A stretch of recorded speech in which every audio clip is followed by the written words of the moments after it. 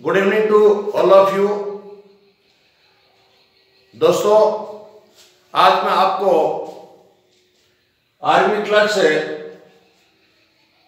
का syllabus English subject का जो 100 मार्क्स का आता है उसके बारे में आपको डिटेल से बताऊंगा।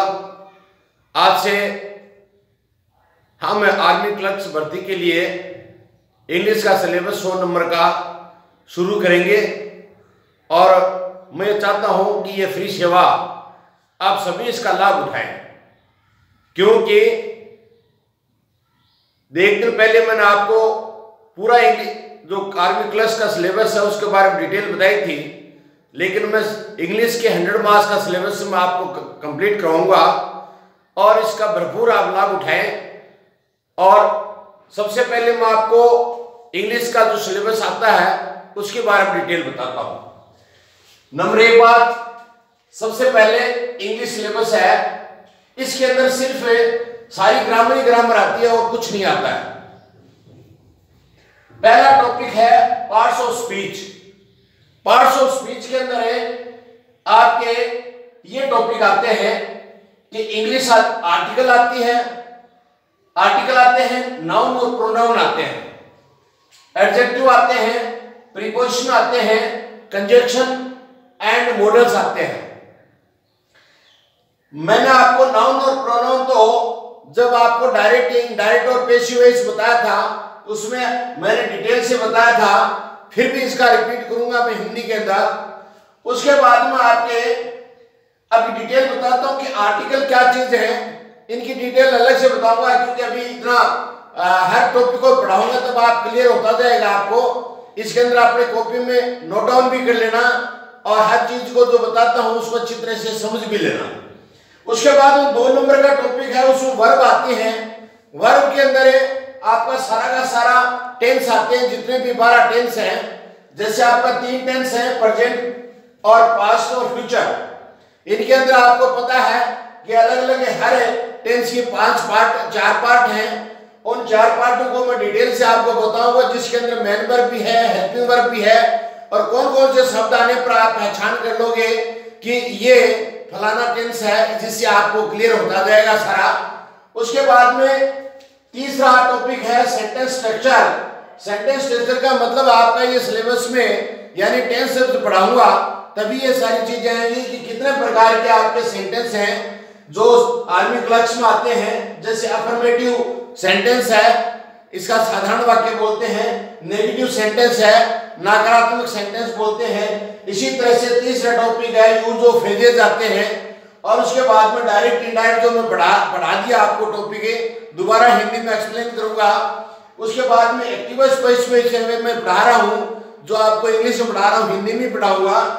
उसके बाद में अगला टॉपिक आपका है 4 नंबर का अदर्स। इंग्लिश के अंदर अन्य कौन कौन से टॉपिक सिलेबस में आ सकते हैं आर्मी क्लर्क के अंदर, उसके अंदर एक इडियम्स है और दूसरा है फ्रेजेस। इसके बाद में आपके सिनोनिमस और एंटोनिमस ये आते हैं और वन वर्ड सब्स्टिट्यूट आते हैं।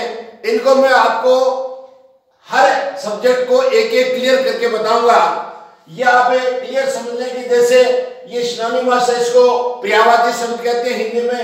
एंटोनिमस है, इसको आपको विलोम शब्द कहते हैं, अपोजिट वर्ड कहते हैं। वन वर्ड सब्स्टिट्यूट का मतलब जैसे आप एक शब्द, एक सेंटेंस है उसका एक शब्द लिखना चाहते हो, जैसे जहां मरीजों का इलाज होता है उस स्थान को क्या कहते हैं, जहां पढ़ाया जाता है उसको क्या कहते हैं, जो पढ़ते हैं उनको क्या कहते हैं, जो पढ़ाते हैं उनको क्या कहते हैं। इस तरह से वन वर्ड आते हैं। ऐसे ही इडियम्स आते हैं, मुहावरे आते हैं और लोकोक्तियां आती हैं, उनके बारे में ये टॉपिक है, बहुत आसान है। इसके अंदर सबसे ज्यादा हार्ड टॉपिक था डायरेक्ट, इनडायरेक्ट और पैसिव वॉइस का। बाकी सब चीजें सरल हैं, इसलिए आपका इसमें पढ़ना और आपको अच्छी तरह से इसको याद करना बहुत ही आसान रहेगा। यह आपका 100 मार्क्स का वेरी शॉर्ट सिलेबस है, लिमिटेड सिलेबस है, इसको बड़ा ध्यान से आप पढ़ोगे।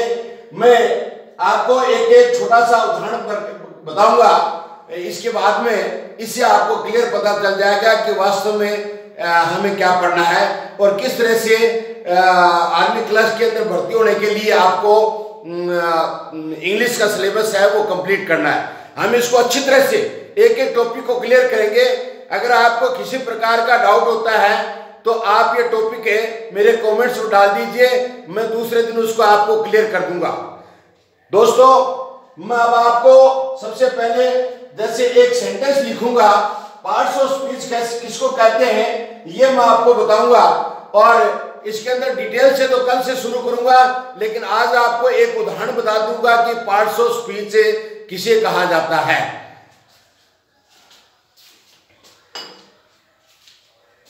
इसको आप नोट डाउन कर लीजिए।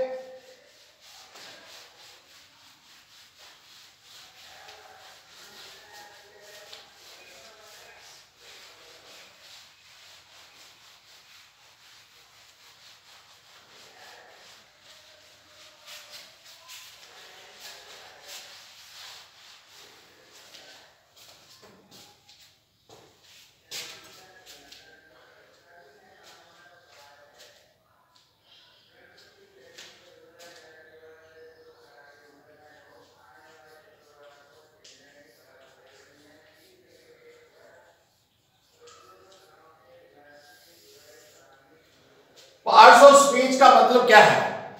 पहला टॉपिक लेते हैं हम, ग्रामर का जो आर्मी क्लच में आता है। पार्ट्स ऑफ स्पीच किसे कहते हैं? स्पीच का मतलब होता है भाषण या कथन, और पार्ट का मतलब होता है भाग। इसका मतलब हम किसी एक वाक्य बोलते हैं या लिखते हैं या पढ़ते हैं तो उसको ग्रामेटिकली एनालिसिस करना पड़ता है कि इसके अंदर क्या क्या चीज है मौजूद। जैसे मैं उदाहरण के तौर पर आपको बताना चाहता हूं, जैसे आपकी थाली के अंदर आपकी मम्मी या आपकी पत्नी या आपकी सिस्टर या कोई घर का अन्य सदस्य आपके थाली के अंदर खाना भर करके लाते हैं थाली के अंदर, और वो आपको ला करके परोसते हैं। अब उसके अंदर क्या क्या चीजें उस खाने के थाली के अंदर, जैसे आपकी रोटी हो सकती है, उसके अंदर आपके चीनी हो सकती है, आपका उसमें घी हो सकता है, उसके अंदर आपके सब्जी हो सकती है।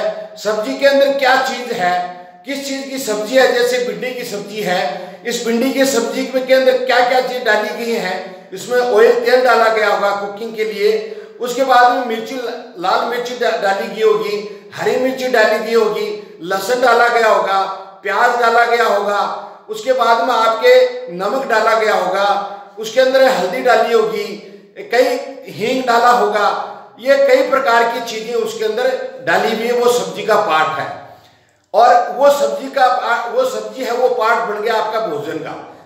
आपका रोटी का हो गया पार्ट, उसके बाद में आपके जैसे सब्जी है उसका हो गया, उसके बाद दूसरी तरफ आपको अचार रखा हुआ है, अचार आम का है या किसी नींबू का है या अदरक का है, किस चीज का अचार है, वो एक पार्ट हो गया आपका खाने का।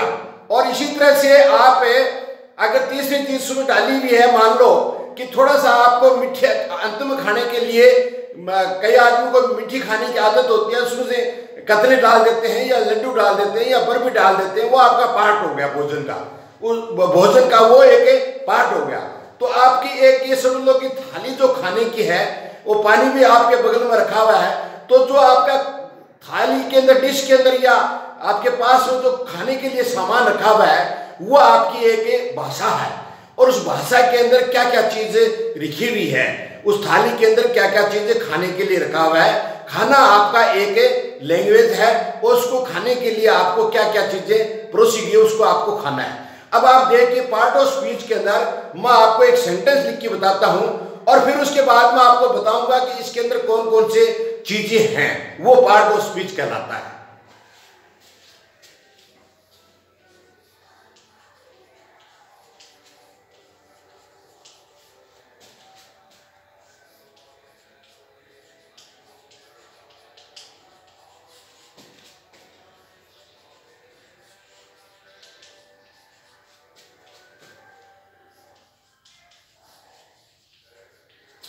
ये एक सेंटेंस है, I have been teaching English to you since 4 o'clock। अब इस सेंटेंस को अगर आप देखिए, I have been teaching English to you since 4 o'clock, मैं 4 बजे से आपको अंग्रेजी पढ़ा रहा हूं।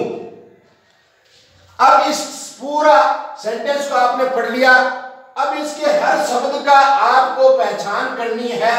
इस पहचान के नीचे, इस शब्द के नीचे आपको नाम लिखना है कि ये क्या चीज है, वही पार्ट ऑफ स्पीच कहलाता है। फिर इसके नीचे लिस्ट बना सकते हो ये क्या चीज है। अब देखिए कि सबसे पहले हमने ये वैसे प्रेजेंट परफेक्ट कंटिन्यूअस का टेंस है और निश्चित समय दे रखा है, इसलिए सिंस है 4 o'clock निश्चित समय, इसलिए 4 सिंस दे रखा है समय से पहले। तो अब आपको क्या समझना इसमें कि ये सेंटेंस के अंदर कौन कौन सा शब्द है, वो क्या चीज है, वही पार्ट ऑफ स्पीच कहलाता है। सबसे पहले आई को हम पढ़ते हैं तो इसको हम वैसे अंग्रेजी में सब्जेक्ट कहते हैं, लेकिन इसका नाम दूसरा प्रोनाउन भी है। इसका दूसरा नाम है प्रोनाउन भी है। प्रोनाउन क्यों है? क्योंकि ये किसी व्यक्ति के नाम की जगह प्रयोग किया गया आई, इसलिए इसको प्रोनाउन भी कहते हैं और ये वैसे सब्जेक्ट है। इसी तरह से ये आपका हैव बीन है, वो हेल्पिंग वर्ब है।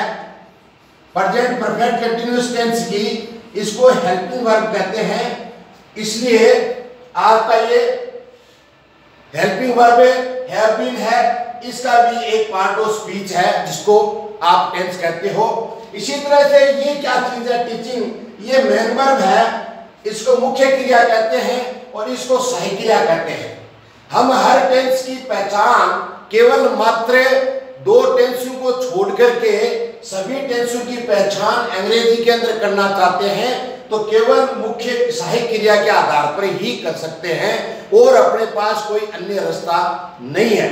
जैसे मैं आपको एक उदाहरण देता हूं, जैसे मैंने हैव बीन मिटा दिया, इसको मैंने डिलीट कर दिया।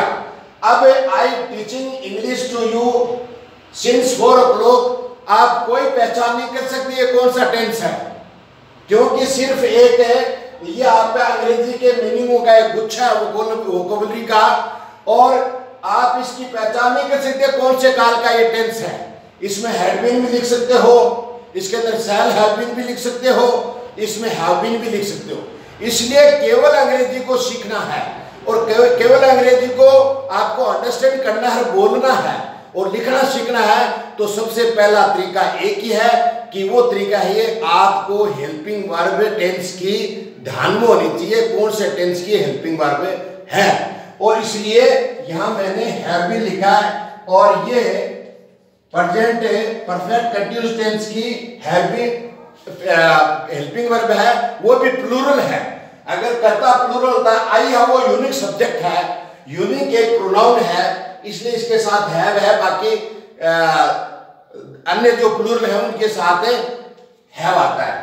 अब उसके बाद में हम देखते हैं अगली चीजें, जैसे इंग्लिश है। ये इंग्लिश है, वो वैसे अंग्रेजी के अंदर लिखते हैं तब ये ऑब्जेक्ट माना जाता है, ये ऑब्जेक्ट है। और उसके बाद में जो टू शब्द है वो आपका प्रीपोजिशन है, इसको आप लिख दो आप प्रीपोजिशन।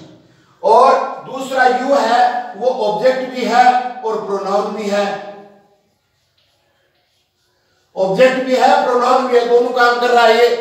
इसके बाद में जैसे सिंस है, वो आपके टेंस के अंदर टाइम का संकेत करता है और टाइम निश्चित और अनिश्चित समय को बताता है।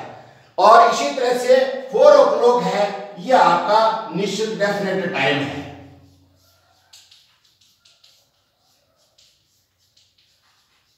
अब जैसे इनको पहचान कर लिया आपने कि सबसे पहले अगर अंग्रेजी लिखने का तरीका ढूंढते हैं तो ये है, सबसे पहले अंग्रेजी में सब्जेक्ट आएगा, फिर इसके बाद में हेल्पिंग वर्ब आएगी, फिर इसके बाद में मेन वर्ब आएगी, उसके बाद में ऑब्जेक्ट आ सकता है, ऑब्जेक्ट नंबर 1 आ सकता है, उसके बाद में प्रीपोजिशन आ सकता है, प्रीपोजिशन आ गया, उसके बाद में आपके प्रोनाउन फिर आ गया, और उसके बाद में आपका सिंस आ गया, और उसके बाद में आपका टाइम आ गया।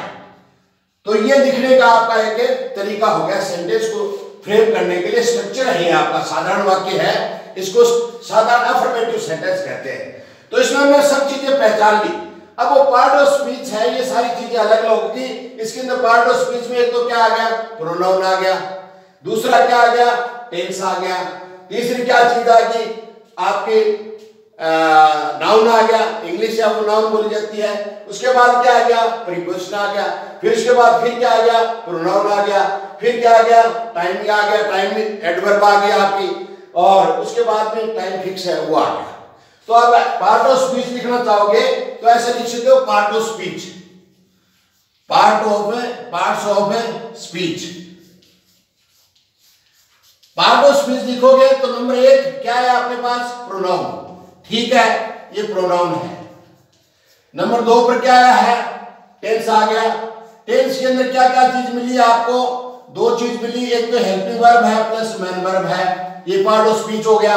उसके बाद में आपका तीसरा ऑब्जेक्ट है जिसको हमें नाउन कह सकते हैं, और चौथा शब्द क्या है, चौथा शब्द प्रीपोजिशन है, ये पार्ट ऑफ स्पीच है।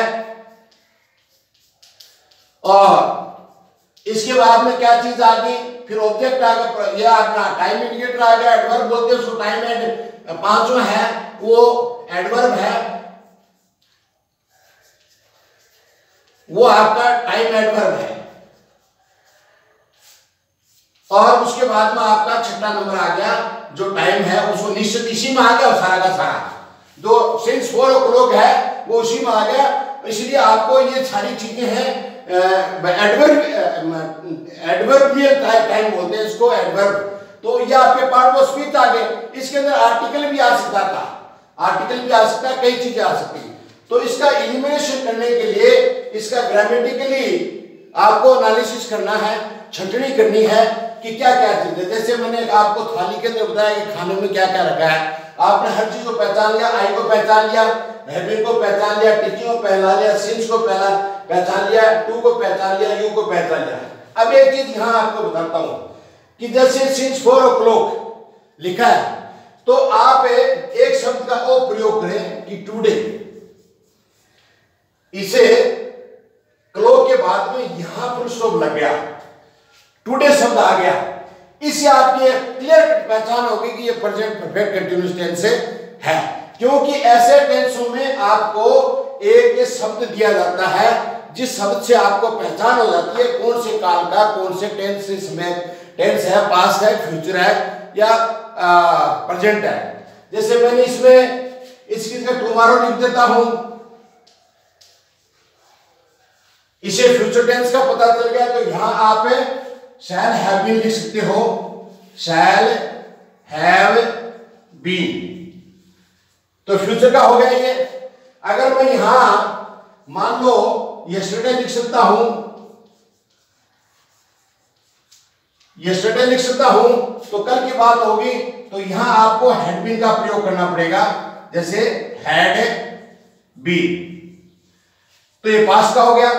आप कौन सा कोई भी शब्द लोगे यहाँ पे, उससे आपकी पहचान होगी। सेंटेंस के अंदर आपको ऐसा शब्द मिलेगा जिससे आपको पता चल जाएगा कि ये कौन से काल का टेंस हो सकता है, प्रेजेंट का है, ये जैसे फ्यूचर का हो गया, ये आपका प्रेजेंट का हो गया, ये पास्ट का हो गया, ये फ्यूचर परफेक्ट कंटीन्यूअस है, ये प्रेजेंट परफेक्ट कंटीन्यूअस टेंस है, ये पास्ट परफेक्ट कंटीन्यूअस टेंस है।